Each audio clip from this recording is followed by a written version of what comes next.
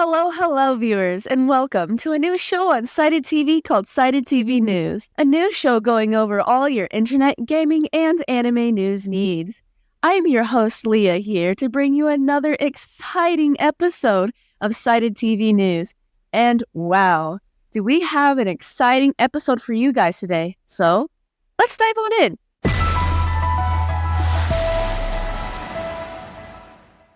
Grand Theft Auto 6, a game that's a mythical status outshines its actual likelihood, has finally received a trailer confirming that the game will take place in Miami or Vice City. The internet has blown up with the trailer breaking multiple records on YouTube, including most viewed video in 24 hours and most liked video in 24 hours.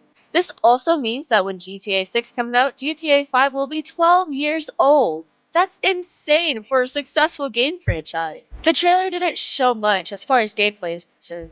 In fact, it seems to be all cutscenes, so many people are wondering what GTA 6 is going to do to make the fact the last game was 12 years ago. There also hasn't been anything said about the multiplayer/online part of the game, which is probably the most exciting part of every new Grand Theft Auto game. Obviously, there is no question that the game will have an online mode, but it would be nice to hear about what new things you can do in multiplayer that we couldn't do in the previous games. My prediction is that maybe GTA 6 may focus more on social media based off the trailer, and considering it takes place in Miami, Vice City, maybe there might be a more focus on drugs and business building than GTA 5 Online.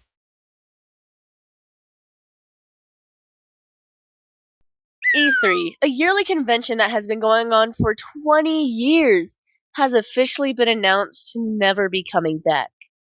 E3 has been one of the most hyped up conventions for developers to show off new technology, display new games, and communicate with their audience. But with the last couple years not being the most favorable on the convention, with E3 2022 being cancelled due to the pandemic, and E3 2021 being entirely online, essentially defeating the purpose of the whole convention, it was practically inevitable that the convention was going to eventually talk about ending the yearly event altogether. Stuff like Nintendo Direct and Sony's State of Play event are very similar and have much more of an audience and viewership than E3 has done in the last couple years. Hell, even companies like Facebook have the Oculus Connect event every year where they show off VR titles. There were rumors that E3 2023 is being cancelled just out of the fact all three of the big console publishers all backed out of the event and made the cost for the event just not justifiable.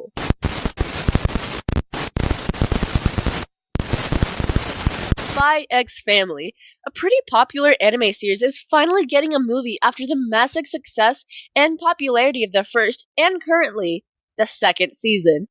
A series about a psychic little girl named Anya as she's adopted by a handsome spy named Lloyd and an assassin named Yor. All three of the main characters don't know the other's secrets, so it adds a bit of tension to the situation. But my best way to describe the series would be a part family anime mixed with, well, a part spy action anime.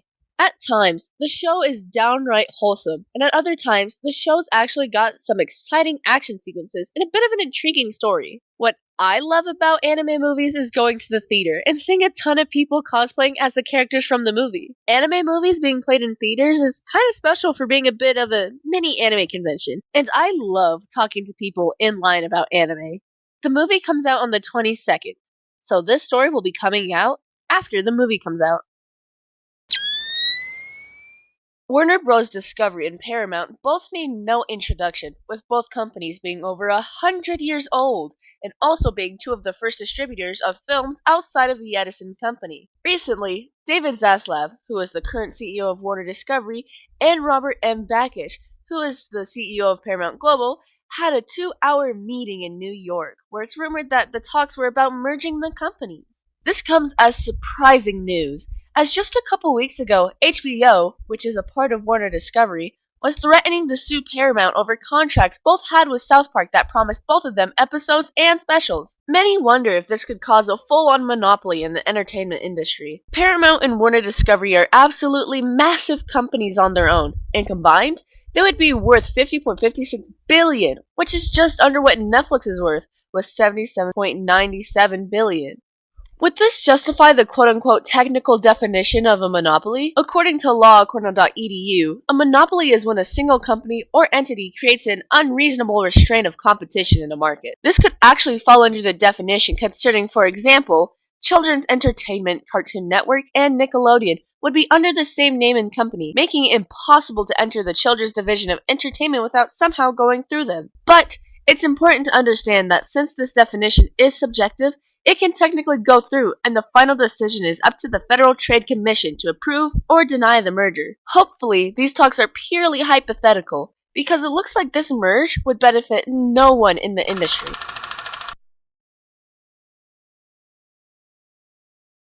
With that, we are done with our last story. We are so excited to get this second episode out and especially talk about these stories. Make sure to subscribe to ScytedTV and like this video to make sure it does good in the algorithm. We're still looking for editors, scriptwriters, and more for help. But with all that being said, stay frosty.